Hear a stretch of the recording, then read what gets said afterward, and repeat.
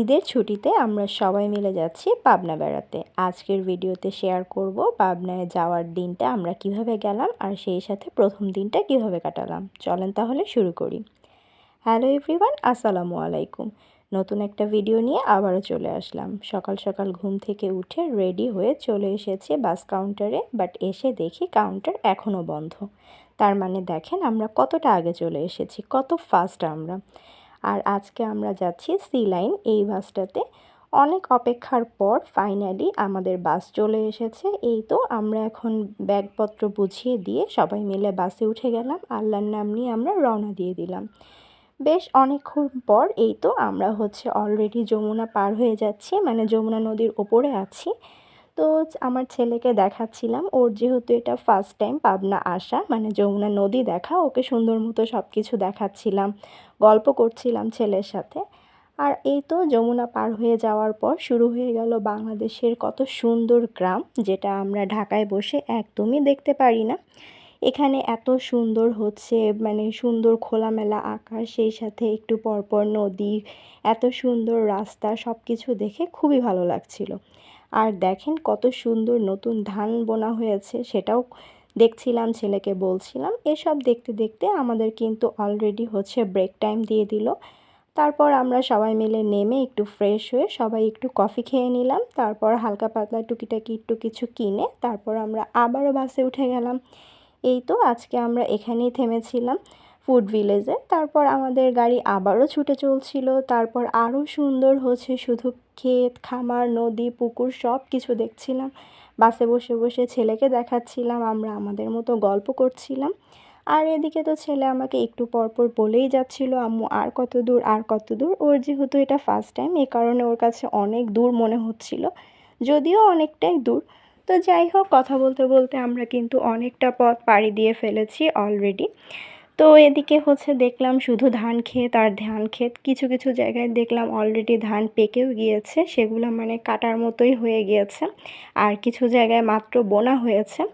তো সব কিছুই দেখছিলাম। তারপর কিছু কিছু জায়গায় এরকম টিনের ঘরবাড়ি, যেগুলো ঢাকায় তো বলতে গেলে মনে হয় একদমই উঠে যাচ্ছে। ঢাকায় তো শুধু বিল্ডিংয়ে ঘেরা চারপাশ, বড় বড় উঁচু উঁচু বিল্ডিং। তো এদিকের মতো খোলা আকাশ খোলা মাঠ তো আসলে আমরা একদমই দেখতে পাই না। তো যাই হোক, আল্লাহর নাম নিয়ে আমরা কিন্তু উঠেছিলাম। তারপর আলহামদুলিল্লাহ সুন্দর মতো পৌঁছেও গেলাম। আর আজকে আমরা এখানে চলে এসেছি, মানে এটা আমার ফুফাতো ভাইয়ের বাসা, আমার বড় ফুপির ছেলের বাসায় আমরা এসেছি। তো ভাবি তো খুব সুন্দর করে ঘরবাড়ি একদম সুন্দর মতো গুছিয়ে রেখেছে, অবশ্যই সেটা আপনাদের সাথে শেয়ার করব। তার আগে বাসার বাহিরের লুকটাও একটু দেখিয়ে দিলাম। এখন আমরা সবাই মিলে একসাথে উপরে চলে যাব, যেহেতু অনেক টায়ার্ড অনেক ক্লান্ত। আর আজকে কিন্তু আমাদের একটু পরেই একটা দাওয়াত আছে, মানে প্রথম দিন এসেই দাওয়াত। তো যাই হোক, তারপর এই তো একটু ফ্রেশ হয়ে ভাবি এখানে গরম গরম চা করে দিল আমাদের সবাইকে। যেহেতু অনেক টায়ার্ড ছিলাম, এই এক কাপ চা কিন্তু অনেকটা এনার্জি এনে দিয়েছে। তারপর একটু কিছুক্ষণ রেস্ট নিয়ে এই তো আমরা আবারও রেডি হয়ে নিয়েছি, এখন যাচ্ছি ওই যেই দাওয়াতে এসেছিলাম সেখানে। তো এখানে আমি তো রেডি হয়ে নিয়েছি, আমার সাথে আমার ছেলে, সেই সাথে আদনান, হালিমা, ইস্তি, আমার ভাইয়ের ছেলে দুইটা, সবাই আমরা রেডি হয়ে এখন যাচ্ছি। আর এটা পাবনার ঐতিহাসিক পুরনো চারতলা, সেটা আপনাদের সাথে একদিন মানে খুব সামনাসামনি একটা শেয়ার করব। তো তারপর এই তো আমরা প্রথম দিকে একটু হাঁটাঘাঁটি করে যাচ্ছিলাম, একদমই রিক্সা পাওয়া যাচ্ছিল না, যেহেতু দুপুরবেলা ছিল। আর এই দিকে দেখেন আম গাছগুলোতে আম বেশ ভালো একটা সাইজ হয়ে গিয়েছে মাশাল্লাহ। তারপর আমরা পৌঁছেও গেলাম, যেই বাসাটায় আমাদের দাওয়াত ছিল সেখানে আমরা পৌঁছে গিয়েছি। আর দেখলাম অনেক গেস্ট, আশেপাশে একদম মানুষজন ভরা ছিল। তো এই যে আমরা আজকে এসেছি আমার আরও একটা ফুফাতো ভাইয়ের ছেলের মুসলমানির প্রোগ্রামে, সুন্নতে খাতনা যেটাকে বলা হয়। তো এখানে জারিফ বাবু দেখেন মাশাল্লাহ কত সুন্দর করে একদম জামাই সেজে বসে আছে, আর সামনে অনেক রকমের খাবার দাবার দেওয়া ছিল। সবাই মিলে ওকে একটু মিষ্টি মুখ করাচ্ছিল। এদিকে এই যে আরও একটা ভাইয়ের বউ, সে একটু জারিফকে খাইয়ে, এদিকে তার মেয়েকেও একটু খাইয়ে দিচ্ছিল। আর আমার ফুপি পাশেই বসা ছিল। তো তাদেরকে আর ক্যামেরায় নিলাম না, তো যতটুকু মানে বললাম, ঘর ভরা মানুষ ছিল, সবাই তো আর ক্যামেরা ফ্রেন্ডলি না। তো এই তো এখানে এখন সবাই আমাকে বলছিল তুমি একটু খাইয়ে দাও, তা আমি একটু বাচ্চাটাকে একটু খাইয়ে দিলাম। তারপর আমরা একটু আশপাশ ঘুরে দেখার জন্য বের হয়ে পড়লাম। যদিও সবাই বলছিল আগে খাবারটা খেয়ে নাও।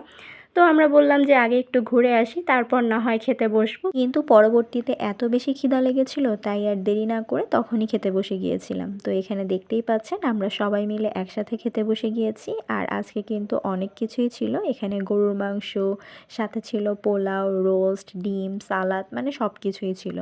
তো এই তো ফাইনালি আমি আমার খাবারটাও নিয়ে নিয়েছি, মজা করে খাবার খাচ্ছিলাম যেহেতু অনেক ক্ষুধার্ত ছিলাম। আর খাবার শেষে পাবনার স্পেশাল দই, এটা তো মাস্ট খেতেই হবে। দইটাও মজা করে খেয়ে নিলাম। মোটামুটি সব খাবার শেষ করে ফাইনালি কিন্তু আমরা বের হয়ে পড়লাম সবাই মিলে একসাথে একটু আশপাশটা ঘুরে দেখার জন্য। তো আমাদের সাথে কিন্তু সব ভাই ভাবি বাচ্চা কাচ্চা অনেকেই ছিল, সবাই মিলে আমরা ঘুরে দেখছিলাম, সেই সাথে বাচ্চারাও অনেক মজা করছিল। তো এভাবেই প্রথম দিনটা কাটালাম। কেমন লেগেছে অবশ্যই জানাবেন। আর সাথে কিন্তু পাবনার নেক্সট ডে আরও অনেক সুন্দর সুন্দর ভিডিও আসছে, তার জন্য অবশ্যই চ্যানেলটা সাবস্ক্রাইব করে থাকবেন। ভালো থাকবেন সবাই। আজকে এখানেই বিদায় নিচ্ছি। আবারও খুব তাড়াতাড়ি ফিরে আসছি আরও সুন্দর ভিডিও নিয়ে। আল্লাহ হাফেজ। আসসালামু আলাইকুম।